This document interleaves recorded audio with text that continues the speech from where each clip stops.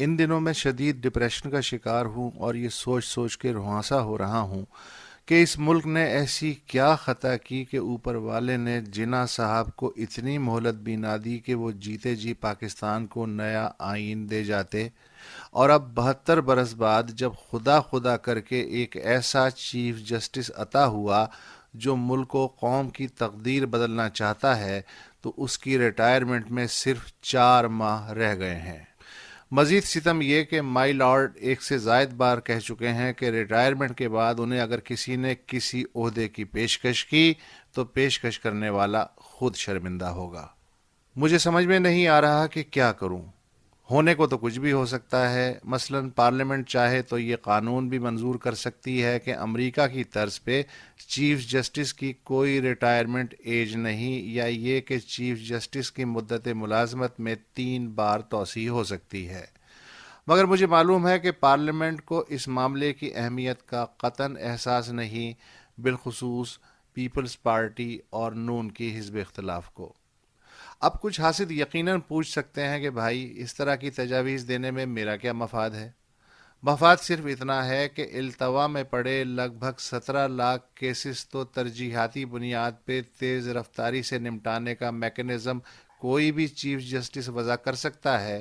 عدالتی کیسز تو ویسے بھی گردشی قرضے یعنی سرکولر ڈیک کی طرح ہوتے ہیں، آج نمٹ بھی گئے تو کل پھر اتنے ہی ہو جائیں گے۔ مگر مجھے خدشہ یہ ہے کہ کوئی بھی نیا چیف جسٹس پانی کی قلت کے معاملے اور نئے ڈیموں کی تعمیر کا اتنا بڑا اور مؤثر وکیل شاید نہ بن پائے جس کا اظہار موجودہ عزت مآب چیف جسٹس لمحہ بہ لمحہ دامے درمے قدمے سخنے کر رہے ہیں۔ میں تو بس ہر محب وطن پاکستانی کی طرح یہی چاہتا ہوں کہ عزت مآب تب تک اپنے منصب پہ رہیں جب تک کم از کم بھاشا ڈیم کی تعمیر مکمل نہیں ہو جاتی۔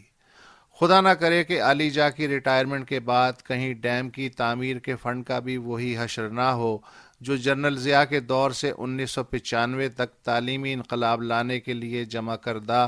65 ارب روپے کے اقرا سرچارج اور نواز شریف کے دوسرے دور میں قرض اتارو ملک سواروں کے لیے دیے گئے اربوں روپے کے عوامی عطیات کا ہو چکا ہے۔ ایسا گیا کہ پھر نہیں آئی کوئی خبر، دل سے کہا تھا عشق کا حاصل کہیں سے لا۔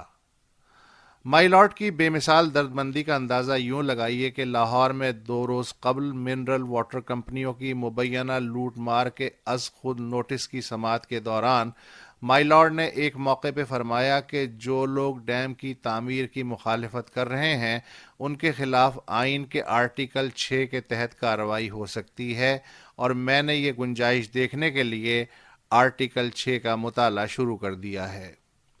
بادی النظر میں آرٹیکل 6 کے تحت غداری کا مقدمہ کسی ایسے فرد یا افراد کے خلاف قائم ہو سکتا ہے جنہوں نے ماورائے آئین طاقت کے بل پہ آئین کو منسوخ، معطل یا تبدیل کرنے کی کوشش، مدد یا سازش کی ہو، اور ایسے کسی اقدام کو جائز یا قانونی قرار دینے کا اختیار کسی بھی عدالت کو حاصل نہ ہوگا۔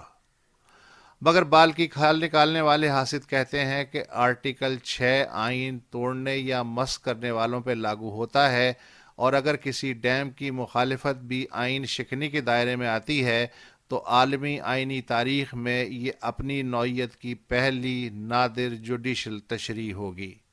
مزید یہ کہ آرٹیکل 6 عدالت از خود کسی پہ لاگو نہیں کر سکتی جب تک وفاقی حکومت اس بابت عدالت سے رجوع نہ کرے۔ میرا بس چلے تو ایسے دلائل دینے والوں پہ بھی آرٹیکل 6 لاگو کرنے کی سفارش کروں۔